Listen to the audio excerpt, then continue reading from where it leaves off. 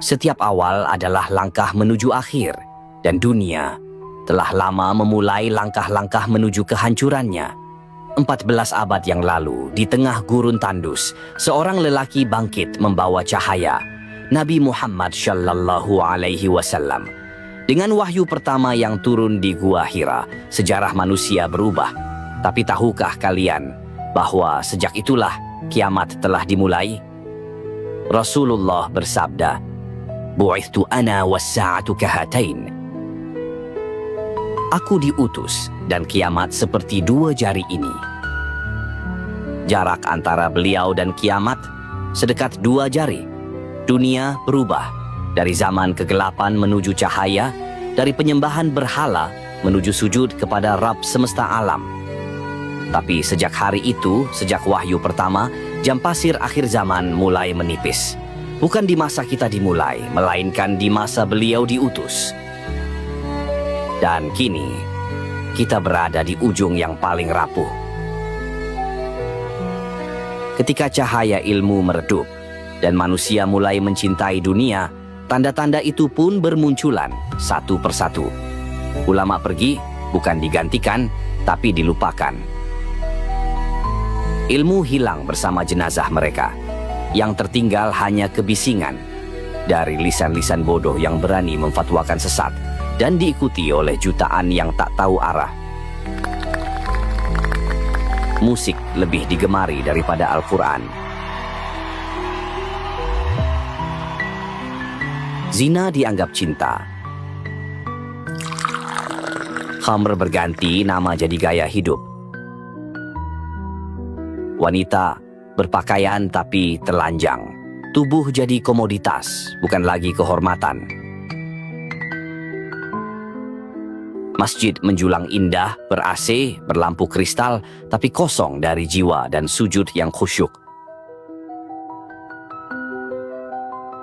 Dan di zaman yang serba terbalik ini, seorang ibu melahirkan seorang anak yang kelak memperlakukannya seperti budak. Ibu dibentak, ayah dipermalukan, orang tua menjadi beban di mata anak-anaknya. Budak melahirkan tuannya, itulah tanda bahwa fitrah telah koyak. Langit menurunkan hujan, tapi bumi tak lagi subur, tanah tetap gersang, seolah keberkahan telah dicabut. Dan waktu terasa melesat begitu cepat. Hari terasa seperti jam, minggu seperti hari. Kita hidup, tapi terburu-buru menuju akhir.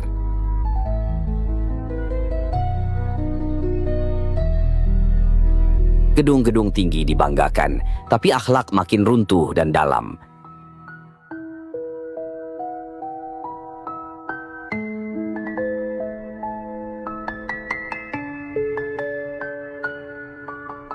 Zaman memang berganti, bukan hanya pakaian dan bangunan, tetapi juga hati manusia.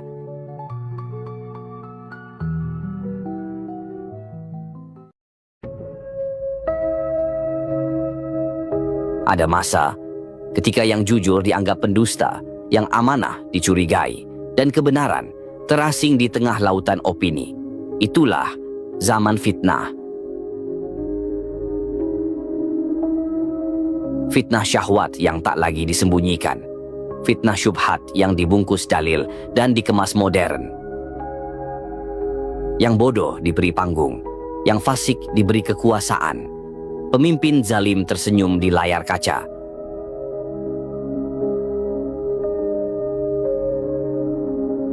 Sistem hukum rusak, tajam ke bawah, tumpul ke atas.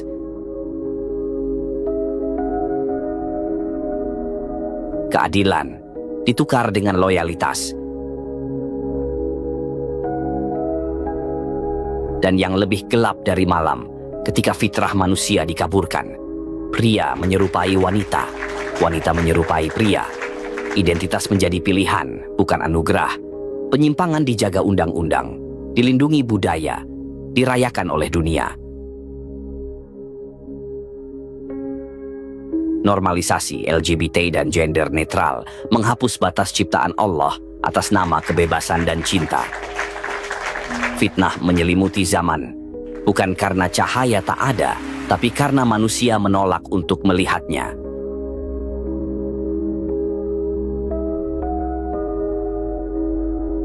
Ketika dunia menjadi kampung kecil, jarak tak lagi berarti. Pasar dari timur dan barat bersatu di ujung jari. Digitalisasi menyatukan segalanya, kecuali hati manusia. Kita hidup di zaman global, tapi tak lagi punya arah. Manusia berlari cepat, tapi banyak yang lupa kemana tujuannya. Umat Islam makin banyak, tapi seperti buih di lautan, terombang-ambing tanpa kekuatan dan arah. Agama tinggal nama, identitas di KTP, bukan dalam laku dan akhlak. Masjid ramai saat sholat Jumat, tapi kosong di waktu subuh.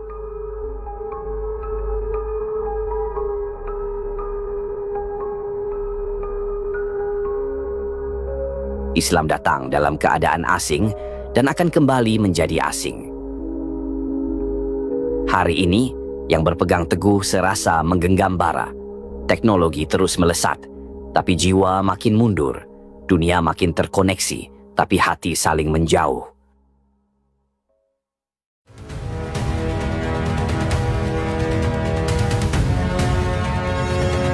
Tanah-tanah yang dulu diberkahi, kini dipenuhi darah. Dari Syam hingga Irak, dari Yaman hingga Palestina, api fitnah menyala, tak kenal belas kasihan. Negeri Syam, yang dulu jadi pusat ilmu dan peradaban, hari ini menjadi ladang kehancuran. Bom jatuh di tempat anak-anak bermain, tangis menggantikan azan, rumah jadi puing, masjid jadi debu.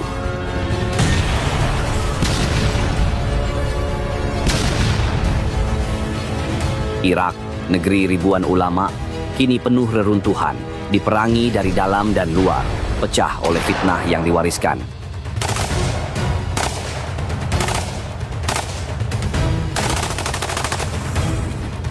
Yaman, tanah sabar dan iman, tercekik oleh perang saudara, blokade, kelaparan, dan krisis kemanusiaan. Umat Islam menjadi korban di negerinya sendiri.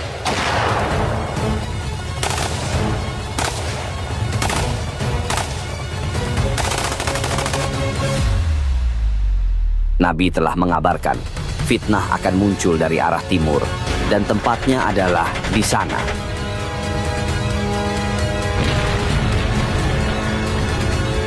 Tanah yang dulu menyinari dunia, kini dibakar oleh api fitnah yang tak kunjung padam.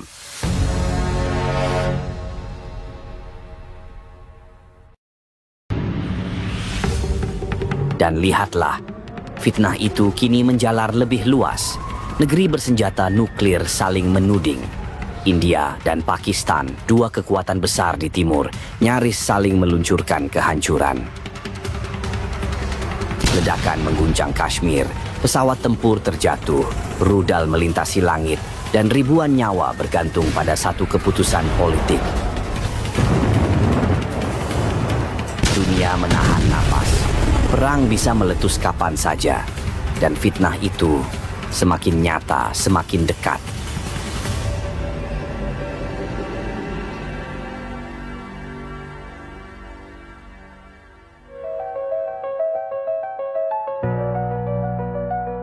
Setelah api fitnah membakar tanah-tanah para nabi, sebuah tanda lain mulai tampak dari balik reruntuhan. Bukan suara senjata, tapi suara air yang perlahan menghilang. Air yang mengalir sejak zaman para nabi akan berhenti. Di dasarnya tersembunyi emas, namun bukan berkah yang muncul, melainkan bencana. Rasulullah Shallallahu Alaihi Wasallam bersabda, Sungai Eufrat akan surut hingga terlihat gunung emas. Manusia berebut harta itu, lalu terjadi pembunuhan besar. Setiap 100 orang, 99 terbunuh.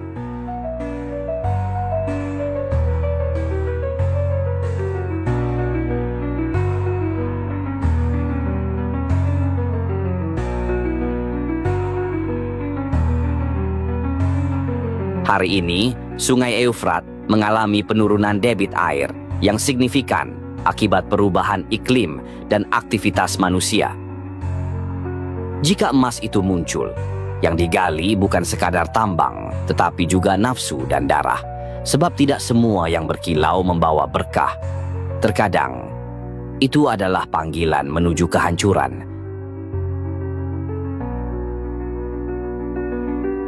Dan kini, kita memasuki kegelapan yang lebih dalam.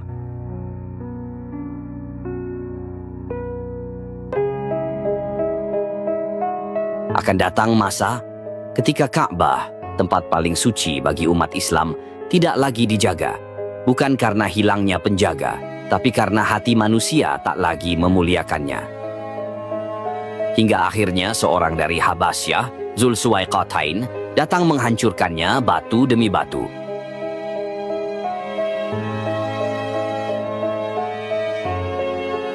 Itulah saat iman benar-benar tercabut. Islam tinggal nama. Al-Quran masih dibaca, tapi tak lagi diamalkan. Masjid tetap berdiri, tapi hanya sebagai simbol. Hati kosong, raga bergerak, tapi tanpa ruh. Kemurtadan terjadi di mana-mana. Manusia meninggalkan agama, bukan karena paksaan, tapi karena pilihan. Karena dunia dianggap lebih penting dari akhirat. Di tengah kegelapan itu, muncul seorang pemimpin dari Qahtan, sebagaimana disebutkan dalam hadis. Bukan pembawa cahaya, tapi tanda bahwa ujung zaman kian dekat.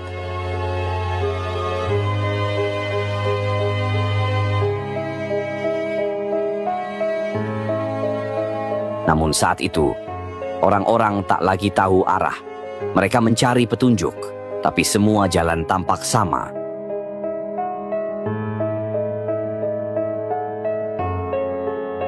Di saat langit masih biru, bumi sudah kehilangan cahayanya.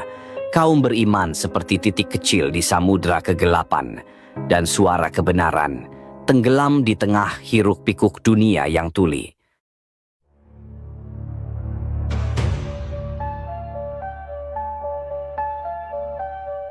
Setelah kegelapan menyelimuti bumi dan manusia hidup tanpa pegangan, langit pun berbicara. Akan terdengar suara keras dari langit, bukan dari teknologi, bukan dari manusia, tapi dari sisi yang tak terlihat, menggetarkan hati mereka yang masih punya iman. Dalam waktu yang sama, satu demi satu orang mulai mengaku sebagai nabi. Mereka membawa ajaran yang menyimpang, menyesatkan, dan memecah belah.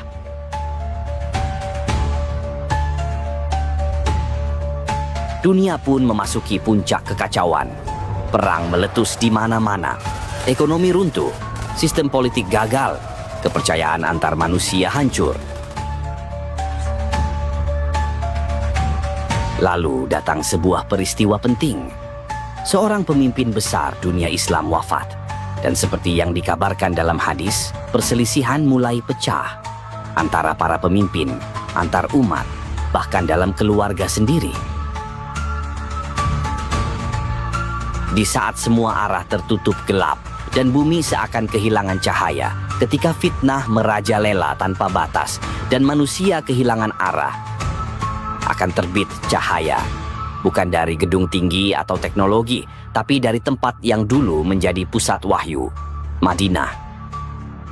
Bukan dari kekuatan dunia, tapi dari seseorang yang telah dijanjikan, sosok asing, namun dikenal oleh hati yang bersih. Dia tak datang membawa dunia, tapi membawa kebenaran di tengah kekacauan.